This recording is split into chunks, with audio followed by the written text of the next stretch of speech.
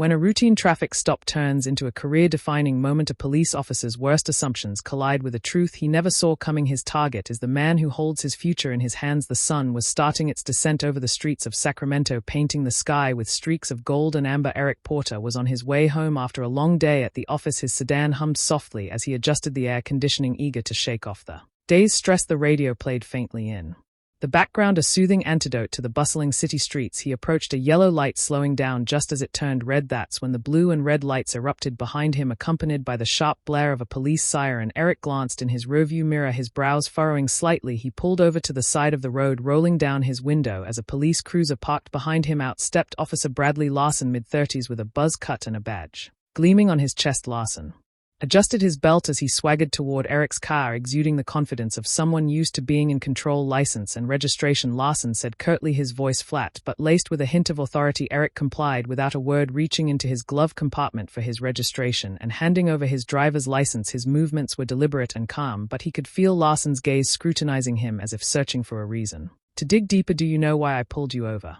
Larson asked, leaning closer to the window. I'm not entirely sure, Eric replied evenly, his tone polite but firm. You didn't come to a full stop at the light, Larson said, though there was a flicker of hesitation in his voice. Eric frowned but nodded slightly. I see. I thought I slowed down in time, but I understand. Larson didn't respond immediately. Instead, he lingered, his eyes narrowing as he studied Eric more closely. It wasn't just a routine stop anymore, at least not for Larson. His posture shifted subtly but noticeably, as if he had already decided this was more than a minor infraction. The officer glanced at the license in his hand. You're not from around here, are you? He asked. Eric hesitated for a fraction of a second before replying, I moved here a few months ago. My address is on the license. But Larson wasn't really listening. His questions were starting to take on an edge, just enough to suggest that he wasn't concerned about a traffic violation anymore. Eric's calm demeanor seemed to work him, and he leaned in closer. Where were you headed in such a hurry? Just going home, Eric replied. His tone remained steady, but the subtle shift in the air was impossible to ignore. Larson didn't just see Eric as a driver anymore. He saw something else, something that warranted suspicion. Eric could sense the tension building, but he didn't flinch. Little did Officer Larson know the calm exterior wasn't naivety, it was control. This was just the beginning. Larson took a step back, folding Eric's documents with an exaggerated slowness before tucking them into his chest pocket. He straightened up, his expression shifting into something faintly smug, as though he'd already made up his mind about the man sitting in front of him. Step out of the car for me, Larson ordered. Eric's grip on the steering wheel tightened briefly, but his face betrayed no reaction. Is there a specific reason for that, officer? He asked, his tone measured. Larson's lips twitched, but he masked it quickly. I asked you to step out of the car. You don't want to make this harder than it has to be. The threat hung in the air, unspoken yet unmistakable. Eric exhaled slowly and opened the door. As he stepped out, Larson's eyes flicked over him, sizing him up. Eric stood a little taller than the officer, his shoulders broad, but his demeanor unthreatening. His tailored suit suggested professionalism. His polished shoes hinted at someone meticulous and careful, yet none of that seemed to matter. Larson gestured toward the front of the car, hands where I can see them. Eric complied, his movements calm and deliberate. Is there something specific you're looking for? Officer Larson smirked faintly. Just routine. We've had some incidents around here. You can never be too careful. Eric turned his head slightly, locking eyes with Larson. Incidents involving men in business suits driving sedans, or does this have more to do with something else? The question landed like a punch, and for a moment Larson's composure faltered. He straightened up, his hand drifting toward his belt, more reflex than necessity. Watch your tone, he said, his voice hardening. I'm simply asking a question, Eric replied. There was no defiance in his voice, just a quiet firmness that seemed to unsettle the officer. Larson leaned closer, his eyes narrowing. You seem awfully familiar with how this works. You got something to hide? Eric let the silence stretch for a beat before answering. No, officer, I just believe in being clear about the reasons for an interaction like this.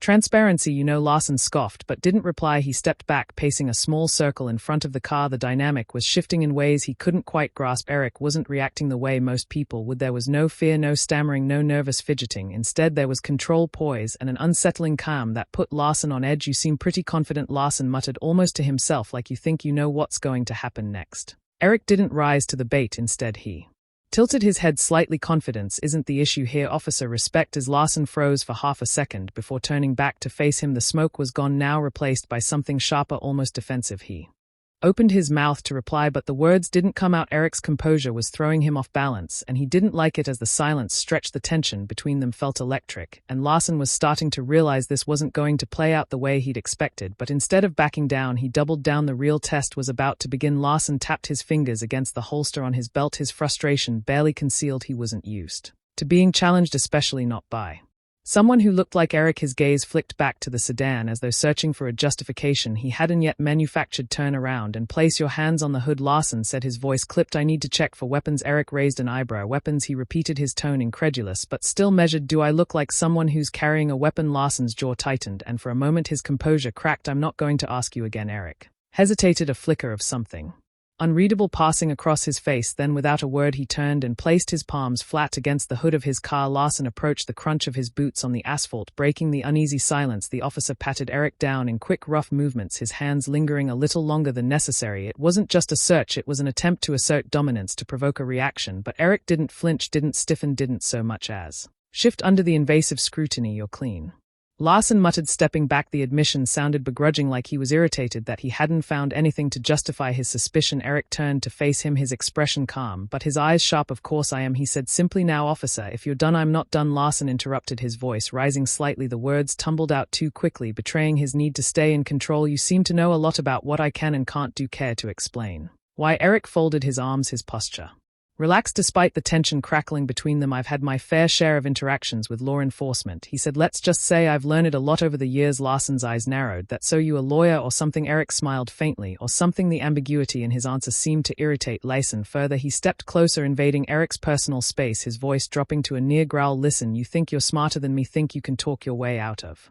this? Eric met his gaze evenly unflinching. I don't think anything, officer. I just believe in fairness, and so far I'm not seeing much of it here. The words hung in the air like a challenge, and Larson took the bait. Fairness? You think fairness is what this is about? People like you always? He stopped himself abruptly, the words lingering like smoke even though they hadn't fully escaped. Eric's expression didn't change, but something about his posture shifted, a subtle but unmistakable signal that he'd caught exactly what Larson had left unsaid. People like me, Eric repeated, his voice soft but charged with meaning. Larson bristled, stepping back as if realizing he'd just crossed a line he couldn't uncross. You know what I mean, he muttered, though his tone lacked the conviction it had moments earlier. I think I do, Eric replied quietly. His calmness wasn't passive anymore, it was razor sharp, cutting through the pretense like a blade. And I think we both know this interaction stopped being about a traffic violation a long time ago. Larson opened his mouth to respond, but the words didn't come. For the first time he looked uncertain, like he wasn't entirely sure how to proceed. The balance of power was shifting, and for the first time Larson was on shaky ground. But the moment of reckoning was still to come, and it would be one he'd never forget. Eric's voice broke the heavy silence, steady and unyielding. Officer, I think it's time. You know who I am? Larson's brows knitted, his irritation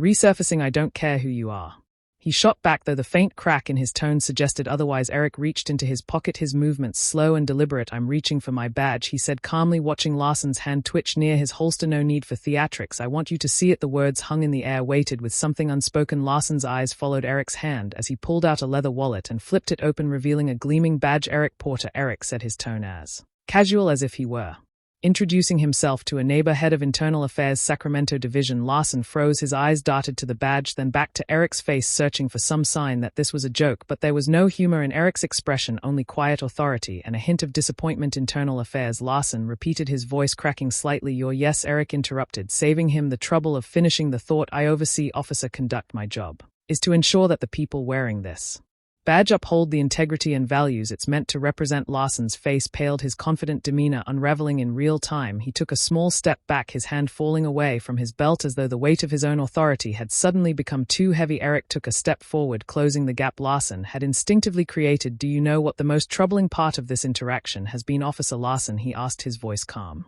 but piercing. Larson didn't answer. He looked like a man who had just realized he'd walked into quicksand and had no idea how to escape. It's not the profiling, Eric continued, though that's bad enough. It's not the baseless escalation either. It's the fact that you've done all of this without even realizing who you were talking to. You assume that I wouldn't know my rights, that I wouldn't understand the laws you're sworn to uphold. And why? Larson opened his mouth, but no words came. Eric's gaze bore into him, unrelenting. Because I didn't fit your idea of someone deserving respect, Eric finished. For him, his words weren't angry, but they carried the weight of an indictment. And that's not just a problem for me, officer, that's a problem for everyone you encounter in this uniform. Larson's shoulders sagged slightly, the full weight of Eric's words landing squarely on him. He glanced down at the badge in Eric's hand again, as if it might somehow disappear if he didn't look too closely. Eric stepped back, giving Larson a moment to breathe, but his voice didn't lose its edge. Here's what's going to happen, he said. You're going to take a step back, return my documents, and think very carefully about what you say next. Larson's lips parted, but he hesitated, clearly debating whether to Push back or comply, the hesitation cost him, and then Eric added, his voice lowering slightly, "You're going to hear from me again, not as a driver you stopped on the side of the road, but as the man tasked with deciding whether you're fit to wear that badge." Larson swallowed hard, his face reddening as the weight of the moment sank in. He reached into his chest pocket and pulled out Eric's license and registration, his hands trembling slightly as he handed them over. Eric took them without a word, tucking them into his wallet. He stepped toward the driver's side door of his car, pausing with one hand on the handle. He looked over his shoulder, meeting Larson's gaze one last time. "Remember this, Officer Larson," Eric said. "The badge doesn't make you better than anyone, it makes you accountable to everyone." As Eric slid back into his car and started the engine, Larson was left standing in the fading light, his confidence shaken and his future uncertain. But for Eric, this was far from over. His next move would ripple through the entire department. The drive home was quiet, but Eric's mind was anything but. The encounter played over in his head, not because it was unique, but because it wasn't. Larson wasn't the first officer Eric had dealt with like this, and he knew he wouldn't be the last. But this time things would be different. This time Eric had the authority to act. The next morning, Eric sat at his desk, the early sunlight streaming through the blinds of his office at the Sacramento Police Department's Internal Affairs Division. A file sat open in front of him. Officer Bradley Larson. His record wasn't spotless. Minor complaints of unprofessional conduct, excessive stops, and vague misunderstandings that had never been properly addressed. Eric leaned back in his chair, his fingers steepled as he thought about the broader implications. Larson wasn't an anomaly. He was a symptom of a deeper problem, and Eric wasn't interested in putting a bandage on a bullet wound. A knock on his office door interrupted his thoughts. His assistant Linda stepped in, holding a stack of reports. "Morning, Mr. Porter. I've got the summary on last month's misconduct cases. Also, Chief Daniels wanted me to remind you about the department review next week." Eric nodded, taking the files from her. "Thanks, Linda. Can you also schedule a meeting with Chief Daniels for this afternoon? There's something I need to discuss with him." Linda hesitated, sensing the weight in Eric's tone. "Of course," she said.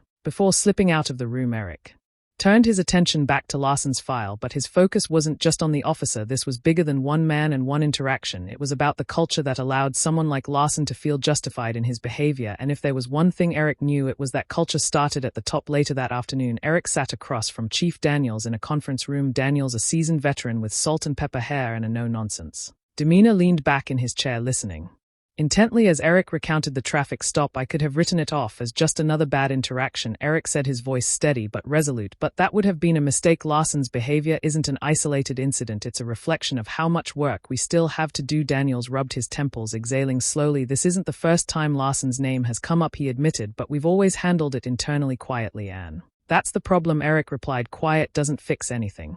Quiet lets it keep happening. It's time to be loud." Daniels looked at him, the weight of the conversation etched into his face. "What are you proposing?" "A department-wide review," Eric said without hesitation, "not just of individual officers, but of our training, our protocols, our accountability systems. We can't keep sweeping this under the rug. If we don't hold ourselves to a higher standard, how can we expect the community to trust us?" Daniels leaned forward, his hands clasped on the table. "You're going to ruffle some feathers with this." "Good," Eric said simply. "It's about time someone did." The following weeks were a whirlwind of meetings, interviews, and reports. Eric worked tirelessly compiling data, speaking with officers, and holding public forums to hear directly from the community. The Larson incident became a catalyst for change, a turning point that forced the department to confront its flaws head-on. Larson, for his part, faced an internal hearing. Eric made no secret of his involvement, sitting across from Larson during the proceedings and watching as the officer squirmed under the scrutiny. The hearing resulted in a suspension, but Eric knew the real victory wasn't in punishing Larson, it was in preventing the next Larson. Months later, Eric stood at